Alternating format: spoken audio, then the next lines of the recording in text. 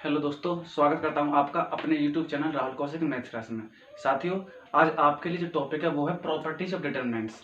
बहुत ही important topic है exam point of view से। 4 नंबर का एक क्वेश्चन सीबीएसई में पूछा ही जाता है। तो पहले हम सबसे पहले प्रॉपर्टीज को समझेंगे, उसके बाद इन पर बेस्ड क्वेश्चन सॉल्व करेंगे। ठीक है, तो मैंने एक प्रॉपर्टी लिखी है आपके सामने। प्रॉपर्टी कहती है इफ एनी टू रोज और columns of a determinant are same then the value of determinant is zero. इसका मतलब क्या है, एग्जांपल के माध्यम से हम समझेंगे। इसमें क्या कि या तो कोई भी दो रो या कोई भी दो कॉलम डिटरमिनेंट के अगर सेम है तो उसकी वैल्यू रहेगी जीरो। ठीक है, उस डिटरमिनेंट की वैल्यू क्या रहेगी, जीरो। यहाँ पे देखिए C1 जो है और C2 दोनों आइडेंटिकल है, सेम है। इसका मतलब क्या है, आप इसे बिना बिना एक्सपेंड किए इसकी वैल्यू जीरो लिख सकते हैं। ठीक है, पहली प्रॉपर्टी ये कहती है। नेक्स्ट प्रॉपर्टी देखिए,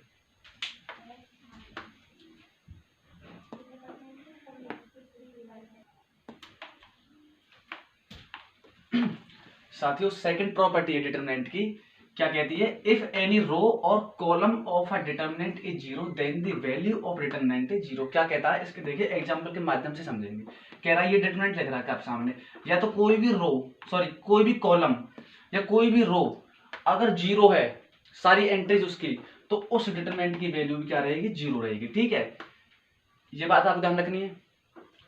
पहली प्रॉपर्टी में क्या था कि पहली प्रॉपर्टी में था कि या तो कोई भी दो कॉलम या दो कोई भी रो सेम है तो भी वैल्यू आती है जीरो। इसमें क्या, कोई भी कॉलम है कोई भी रो जीरो है तब भी डिटरमिनेंट की वैल्यू क्या रहेगी, जीरो। नेक्स्ट प्रॉपर्टी देखिए,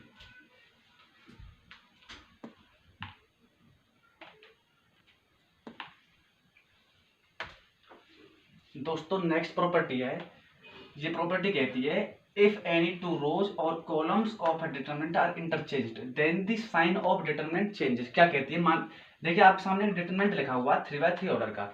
मैंने क्या किया, रो 1 को रो 2 के साथ इंटरचेंज कर दिया। मींस जहां R2 थी वहां पे लिख दिया R1 को, जहां R1 थी वहां पे लिख दिया R2 को, आपस में इंटरचेंज कर दी। जब इंटरचेंज करेंगे तो मान लीजिए जब मैंने डिटरमिनेंट की कोई वैल्यू निकाली, निकालने के बाद कुछ वैल्यू आती है कांस्टेंट, तो नेक्स्ट में जब इंटरचेंज करूंगा तो उस वैल्यू का साइन चेंज हो जाएगा। मान लो अगर पॉजिटिव आती है तो वो नेगेटिव हो जाएगी, साइन चेंज हो जाएगा। मींस माइनस के आप माइनस से मल्टीप्लाई कर देंगे। ठीक है, तो जब मैंने इंटरचेंज किया तो क्या करेंगे, डिटरमिनेंट का साइन चेंज हो जाएगा। ठीक है, नेक्स्ट प्रॉपर्टी देखिए,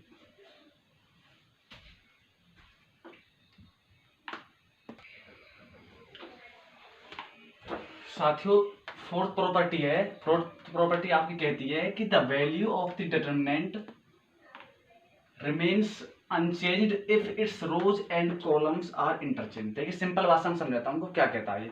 ये कह रहा है, मान लीजिए आपके सामने ये लिख दिया मैंने डिटरमिनेंट। ठीक है, ए से मैं डिनोट कर रहा हूँ इसे, इसकी कोई वैल्यू आएगी। मैं क्या कर रहा हूँ, इसका ट्रांसपोज निकाला मैंने। इसका ट्रांसपोज अगर मैं निकालूंगा तो ट्रांसपोज क्या होता है, या तो कॉलम को रो में चेंज कर दो या रो को कॉलम में चेंज करो। ठीक है, तो मैंने क्या किया, चेंज कर दिया से। ट्रांसपोज जब निकाला तो इसका मैंने रिप्रेजेंट किया डिटरमिनेंट ऑफ ए ट्रांसपोज से। जब ट्रांसपोज निकालने के बाद इसका जो डिटरमिनेंट आएगा और इससे पहले जो डिटरमिनेंट आएगा उसकी वैल्यू क्या रहती है, सेम रहती है। ये प्रॉपर्टी ये कहती है। तो अगर आप रिप्रेजेंट करोगे तो determinant of A is equal to होता है डिटरमिनेंट ऑफ ए ट्रांसपोज। ठीक है, चाहे आप उस मैट्रिक्स का डिटरमिनेंट निकालेंगे तब भी वही आएगा और ट्रांसपोज करने के बाद निकालेंगे तब भी वो ही आएगा। ठीक है, ये बात आपको याद रखनी है। नेक्स्ट प्रॉपर्टी देखिए,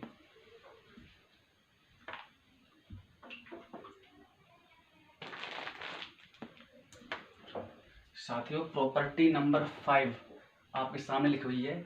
मैं आपको पढ़ूंगा पहले आपके सामने, फिर उसके बाद समझाऊंगा। ठीक है, ये कहती है if some or all elements of a row और column of a determinant are expressed as sum of two or more terms then the determinant can be expressed as sum of two or more determinants.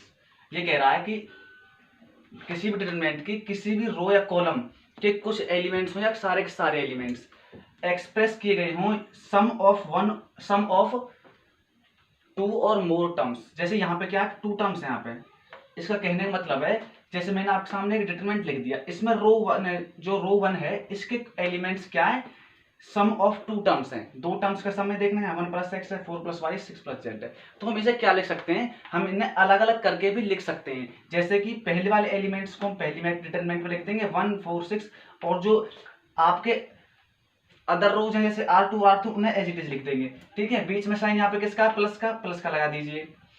उसके बाद next जो term कौन सी है, x Y और Z है, उन्हें लिख देंगे एक्स वाई जेड, बाकी बची कुछ एज इट इज। ठीक है, अगर इसकी वैल्यू हम निकालें और इन दोनों की वैल्यू निकालें, उन्हें ऐड करें, इन दोनों को वैल्यू जो मैं निकालूंगा ऐड करने के बाद जो आएगा वो ही इस डिटरमिनेंट की वैल्यू आएगी। ठीक है ना, ये इस बात को कहता है। नेक्स्ट प्रॉपर्टी देखिए,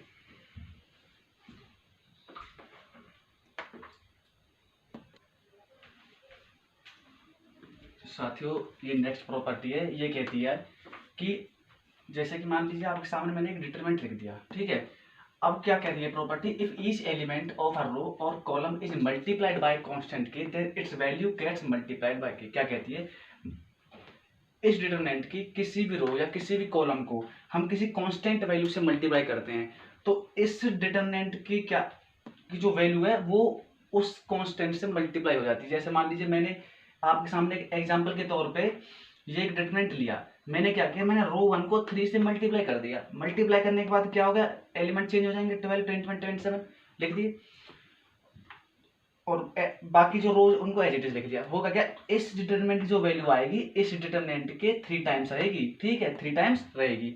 तो साथियों इससे एक बात और बताता हूं आपको, आप डिटरमिनेंट के किसी भी रो या किसी भी कॉलम से कॉमन भी हम निकाल सकते हैं। ठीक है, किसी भी पर्टिकुलर रो किसी भी पर्टिकुलर कॉलम से हम कॉमन फैक्टर भी निकाल सकते हैं। ठीक है, आज के लिए इतना ही।